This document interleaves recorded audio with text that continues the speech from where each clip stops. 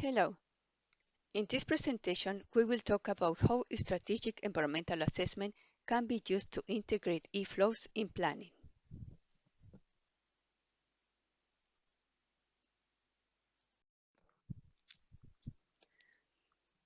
I will explain the main differences between environmental and social impact assessment, called SEA or EIA, and strategic environmental assessment, or SEA. And I will explain how SEA can help consider Eflows at basin level.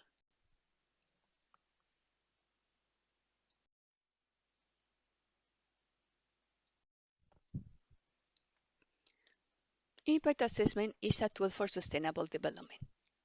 The results of impact assessment inform the public and decision makers about the likely impacts and benefits of proposed developments or strategic actions. EIA and SEA are modalities of impact assessment. Environmental impact assessment focuses on a single project and covers a smaller area.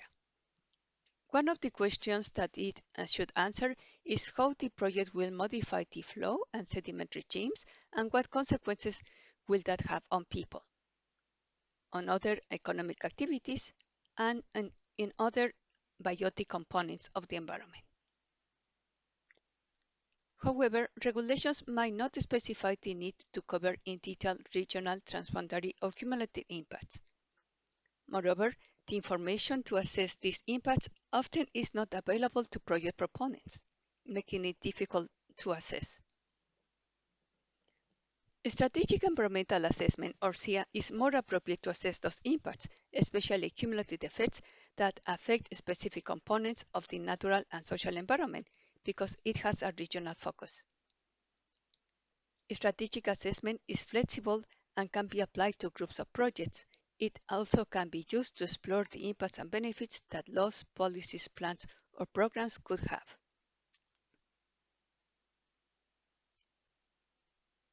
The diagram illustrates how different projects can cause cumulative effects on river systems.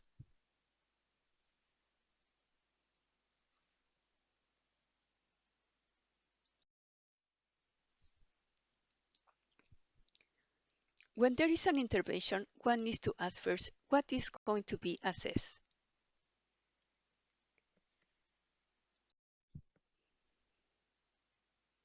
EIA will be used for single projects, for example, a dam, and the purpose will be to identify the impacts and benefits that it might have and propose mitigations to manage the negative impacts.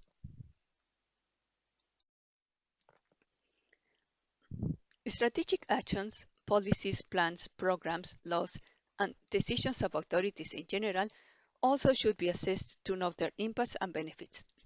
For example, a plan that involves the construction of several dams should be assessed.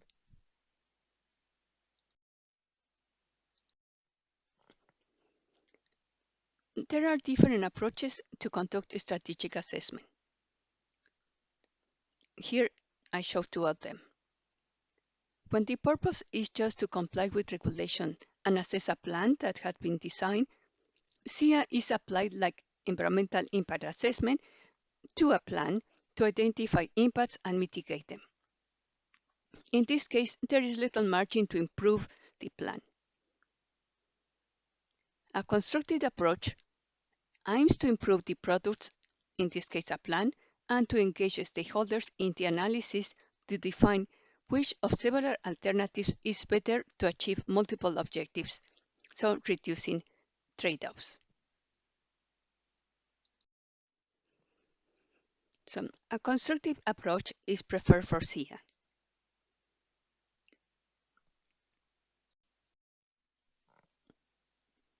For higher level instruments such as policies and laws, SEA is applied to analyze the direct and indirect impacts and benefits that their implementation can have. SEA also helps check their alignment with other instruments to ensure that they are not in conflict. For example, a law that promotes agriculture could be in conflict with a law for water conservation, and agriculture could reduce river flows.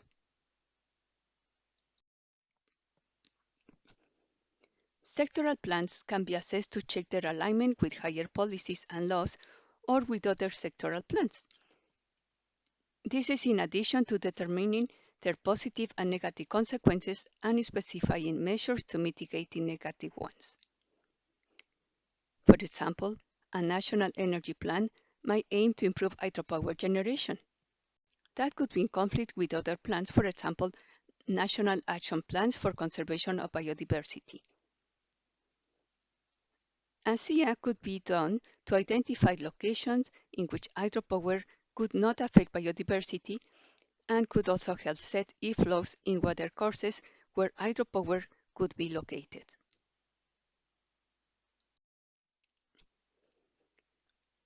Basin and regional plans can be assessed also to check their alignment with national policies and laws, or to update them after changes in laws or regional conditions, for example, after major natural disasters. The purpose of a SIA could be to set directions for different types of developments within the basin and consider multiple activities together.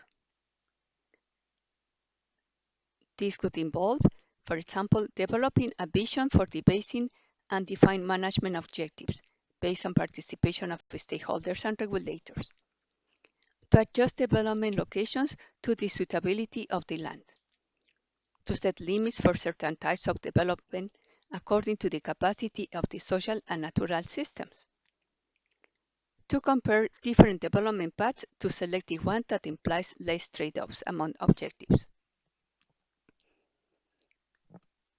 This approach could involve, for example, to start SIA at the beginning of the process, understand the hydrology of the basin, development trends, identify threats to water and natural resources, set a vision for the basin and objectives for Eflows, for conservation of biodiversity, or any other aspects that are of concern, and analyzing different alternatives to meet those objectives and human needs too, to finally choose the best one that satisfies most of the interests with less trade-offs. I will highlight some of the differences between EIA and a constructive SIA, or strategic-oriented SIA, as it's shown in the table. One of the differences is that a constructive SIA could involve stakeholders from the beginning of the process to identify the environmental, social, and economic needs, and then to continue collaborating in designing alternative paths to meet those needs sustainably. This requires working all together to develop a long-term vision and setting objectives that would determine the information needs to define the baseline and conduct a situation analysis. Carrying out a SIA would usually take longer than an EIA because it is more complex. Rather than focusing on an individual project, a SIA would focus on multiple developments in a sector, for example, energy, or will consider different types of activities and developments within a region or river basin. In both cases, SIA will analyze alternatives to achieve multiple objectives while minimizing the trade-offs. SIA will consider a larger area and start by exploring how to guide regional or sectoral development sustainably based on the needs, rather than trying to make the impacts of a specific project less significant or unsustainable.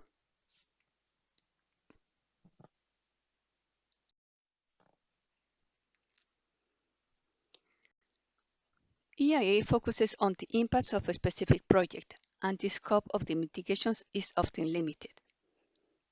A regional approach with SIA is better to understand the different causes behind the decline in biodiversity or the condition of different resources like water, land, or others that are of interest.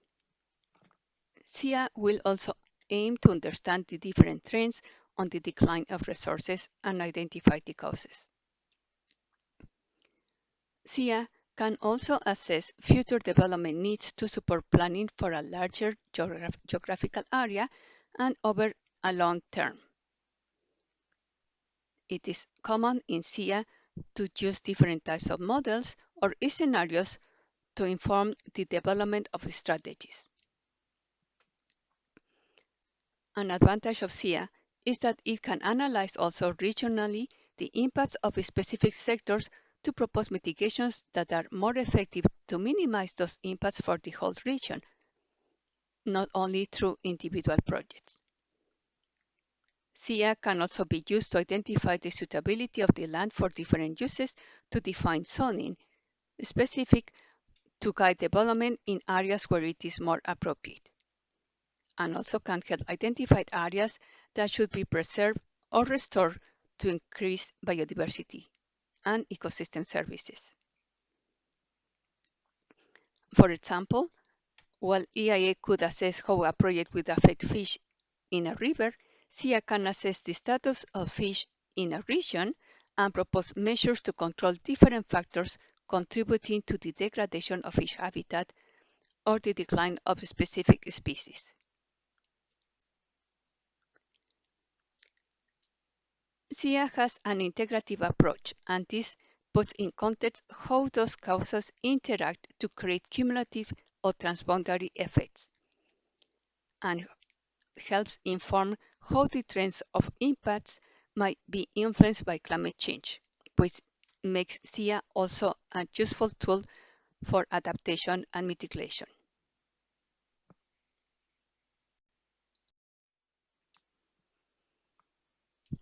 SIA is being incorporated in the legislation of many countries, and it provides a framework to implement integrated water and resource management. As part of the planning process, SIA is very useful to analyze different adaptation pathways. The Netherlands Commission for Environmental Assessment has supported planning processes for river systems and deltas in different countries. These are some of the advantages of using SIA in planning.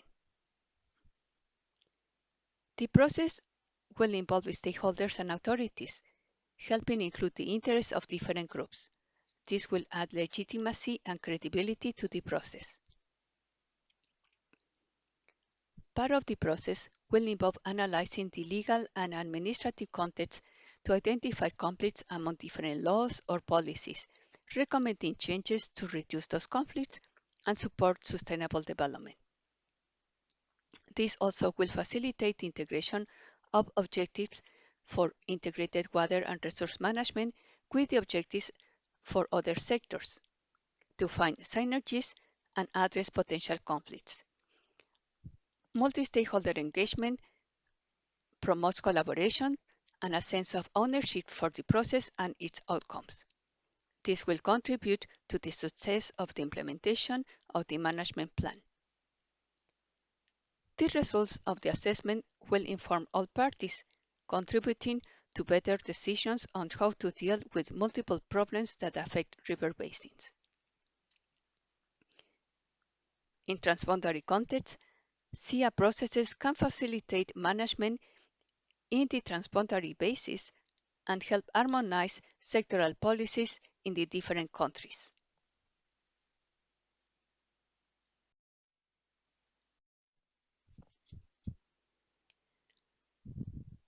EIA and SIA have similar steps, but for SIA some are modified depending on the purpose of the assessment.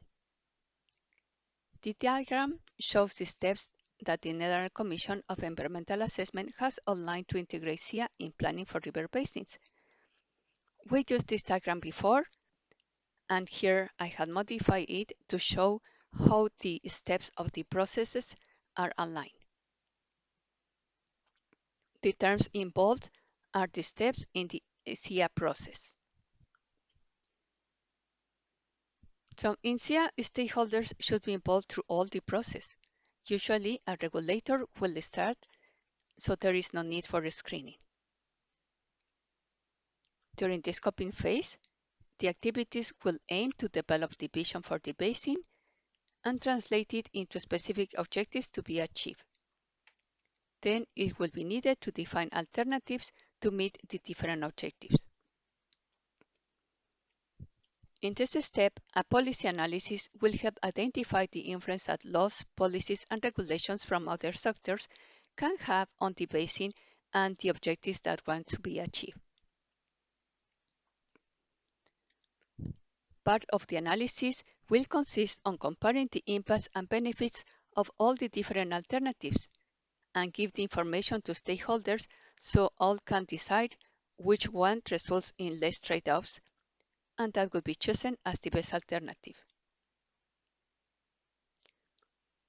This is a very interactive stage to test different scenarios and assumptions to know how the alternatives will perform under different situations and the trade-offs that will result.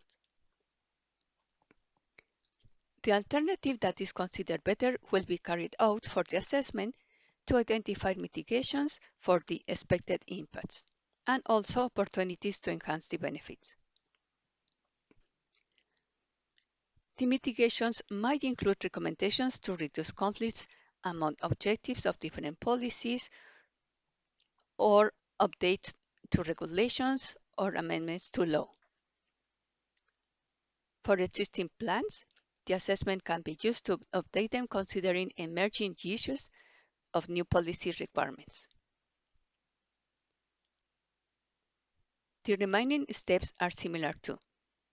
However, the decision should incorporate more feedback from stakeholders, and the implementation and follow-up also should involve more parties and coordination among different agencies.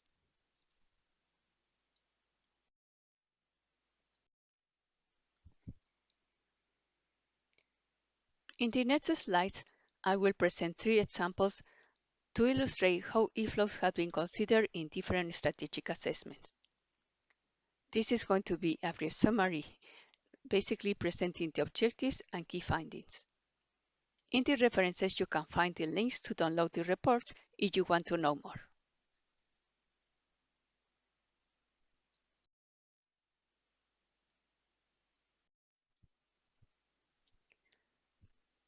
The first example is the SIA that was carried out in Croatia to update the basin development plan for the Danube Basin.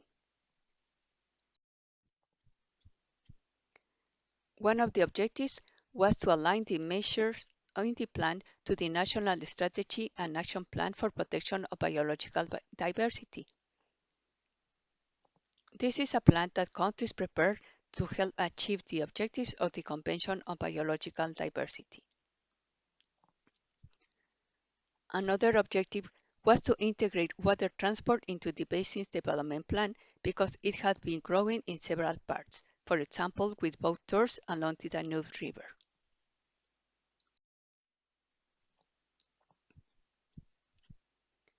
The document outlines the processes followed and information about the basin and its development.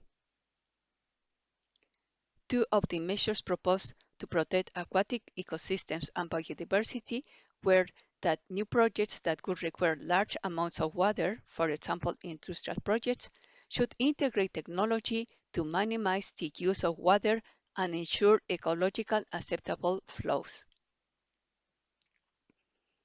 Hydropower projects should ensure connectivity of watercourses during construction and operation. And also, the report recommended the definition of measures to improve the status of water bodies considered to have unsatisfactory conditions. And this could include ensuring the allocation of flows ecologically acceptable. In Sri Lanka, a SIA was conducted for the investment plan to build infrastructure to mitigate the effects of floods and drought.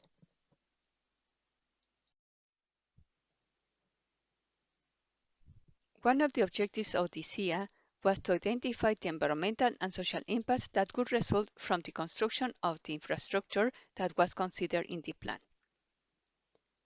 Another objective was to identify constraints that could influence the implementation of structural and non-structural measures. The SIA was also conducted to assess how adequate were the policies, laws, and regulations to achieve an efficient management of flood and drought risks, and what were the institutional capacities and needs to manage risk and implement the plans.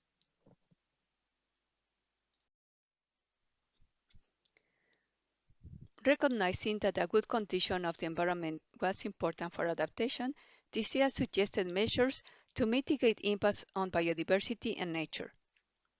For example, it specified that it was necessary to allocate environmental flows downstream of proposed reservoirs, but it could not be more specific because the EIAs were in progress.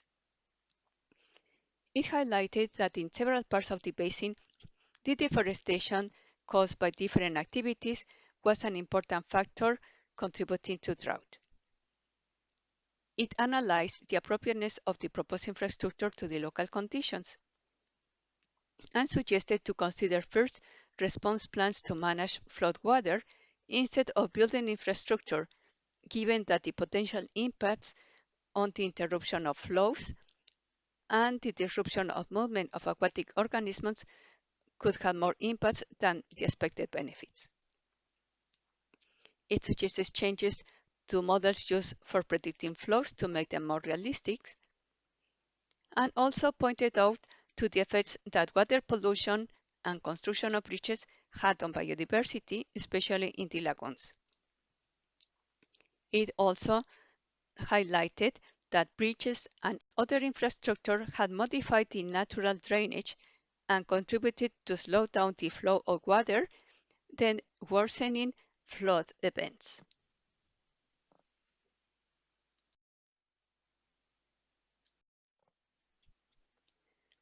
In Myanmar, the ethnic conflicts and violations of human rights resulting from hydropower development were some of the reasons to conduct a SEA for the hydropower sector.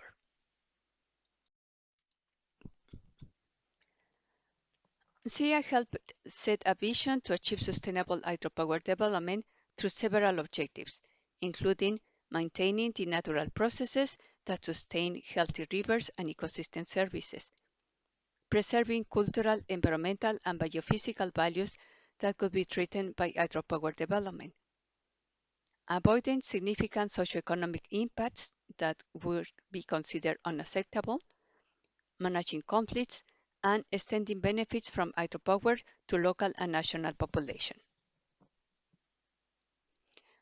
One of the aspects that the SEA considered was that some of the basins were shared with other countries, for example, China and Thailand. The SEA had multiple findings. These are only a few of them. SEA allowed communities affected by hydropower to express what they had experienced as deficiencies in the EIA process, including lack of consultation and transparency on the decisions that allow hydropower development, and called for the implementation of measures to make the EIA process for hydropower more participatory and transparent. The report also brought up the need to implement a more coordinated management at watershed level to control the impacts caused by deforestation, hydropower, and mining. It stressed the requirements to incorporate release of Eflows in each hydropower project. It also recommended to assess the feasibility of installing fish passages in existing dams or barriers and options to allow flushing, specifically to preserve sediment flow downstream of dams. It also recommended to reserve a basin with hydropower development so unaltered flow conditions could be protected. For river systems with multiple dams, it recommended to coordinate releases from the multiple projects to optimize generation of power and the release of Eflows to maintain river ecosystems and controlling flood.